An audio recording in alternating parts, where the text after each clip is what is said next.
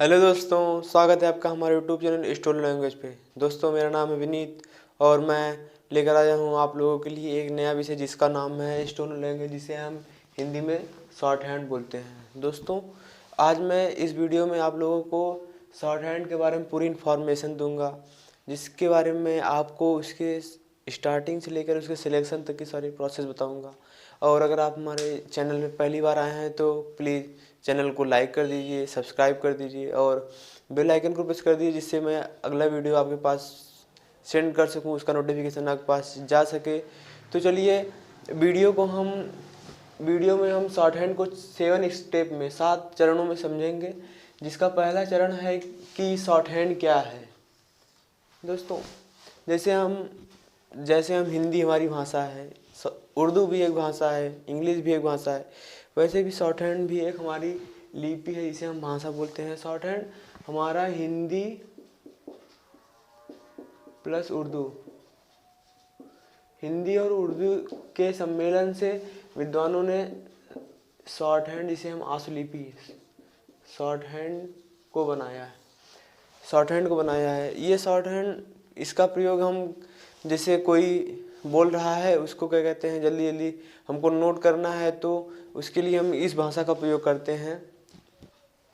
अब दूसरा है कि हमारा शॉर्ट हैंड कितने प्रकार का होता है। दोस्तों, हमारा शॉर्ट हैंड 2 प्रकार का होता है, एक हिंदी शॉर्ट हैंड और इंग्लिश शॉर्ट हैंड। एक हमारा हिंदी शॉर्ट हैंड होता है, हिंदी शॉर्ट हैंड, और एक होता है इंग्लिश शॉर्ट हैंड।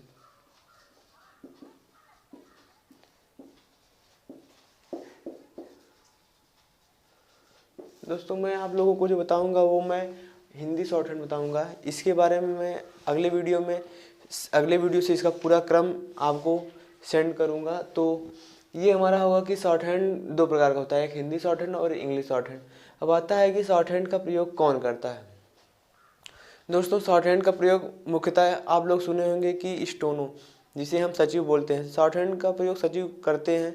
जैसे स्टोनो हुए हमारे देश के प्रधानमंत्री जी हुए, या कोई भी उच्च अधिकारी हुआ, तो जैसे हाई कोर्ट में ही हुआ, तो उसमें जो सचिव होते हैं वो अपने अधिकारियों की लेक्चर को उस शॉर्ट हैंड में लिखते हैं, चाहे वो हिंदी में लिखें। अगर वो हिंदी में लेक्चर दे रहे हैं तो उसको हिंदी में लिखते हैं, अगर वो इंग्लिश में दे रहे हैं तो उसको इंग्लिश शॉर्ट हैंडर, इंग्लिश स्टोनोग्राफर उसको इंग्लिश में नोट करता है। तो उसका प्रयोग हमारा सचिव करता है, शॉर्ट हैंड का प्रयोग हमारा सचिव, जिसे हम स्टोनोग्राफर बोलते हैं। अब हमारा अगला टॉपिक है कि शॉर्ट हैंड के लिए कौन कौन सी नौकरियां मिल सकती हैं।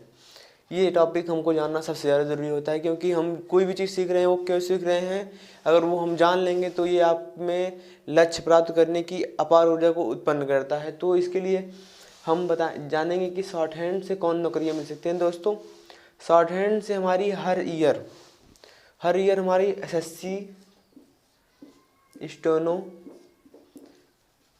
स्टोनो की हर ईयर वैकेंसी आती है। आप लोग इसके बारे में जानते होंगे, एसएससी स्टोनो के बारे में। इसकी वैकेंसी आपको हर ईयर आती रहती है, और शॉर्ट हैंड से सचिवालय में वैकेंसी आती है, सचिवालय से आपकी आती है। और आप मिनिस्ट्रियली सब इंस्पेक्टर आता है, एसआईएम का होता है, वो भी इसी से आता है, पुलिस विभाग में। और हाई कोर्ट से सचिव की वैकेंसी आती है, एससी से हाई कोर्ट से भी सचिव की वैकेंसी आती रहती है। अब हमारा है कि शॉर्ट हैंड पाने के लिए क्या योग्यता होनी चाहिए। दोस्तों, शॉर्ट हैंड कौन व्यक्ति कर सकता है, और शॉर्ट हैंड से जिसको नौकरी पानी है उसके लिए क्या योग्यता होनी चाहिए, इसके बारे में मैं आपको बताता हूँ। अगर आप 12th पास है, अगर आप कक्षा 12 को पास कर लिए हैं और आप कक्षा 12 के बाद तुरंत ही नौकरी पाना चाहते हैं, तो आपके लिए शॉर्ट हैंड का कोर्स, शॉर्ट हैंड से बेस्ट कोई नहीं हो सकता, क्योंकि ये बहुत अच्छा कोर्स होता है। अगर आप 12 के बाद ही नौकरी को पाना चाहते हैं तो इसके लिए आप शॉर्ट हैंड कर सकते हैं। और इसके लिए आपका सिलेबस क्या होना चाहिए कि आप इसमें मैथ फ्री होता है, इसमें मैथ बिल्कुल नहीं आता, इसमें आता है हिंदी। अगर यूपी से आप दे रहे हैं तो उसमें हिंदी आता है 50 नंबर का रीजनिंग आता है, और आपका आता है 50 नंबर का जीके जनरल नॉलेज आता है। और आप इसे एसएससी वाला दे रहे हैं तो एसएससी में आपको 100 नंबर की इंग्लिश आती है और 50 नंबर की जीके आती है और 50 नंबर की रीजनिंग आती है। 50 नंबर रीजनिंग आती है और इसके लिए आपकी एज 18 वर्ष होनी चाहिए, आप 12th पास होने चाहिए। अब हम आते हैं, ये वाला हमारा टॉपिक हुआ इंड। अब हम अगले टॉपिक पे आते हैं कि शॉर्ट हैंड के लिए अच्छी किताब कौन है। दोस्तों, मैं जिस किताब से पढ़ा हूँ उसका नाम है ऋषि प्रणाली। अगर आप शॉर्ट हैंड की बेस से पढ़ना चाहते हैं, अगर आप शॉर्ट हैंड को बेस से स्टार्ट करना चाहते हैं तो ये ऋषि प्रणाली बुक,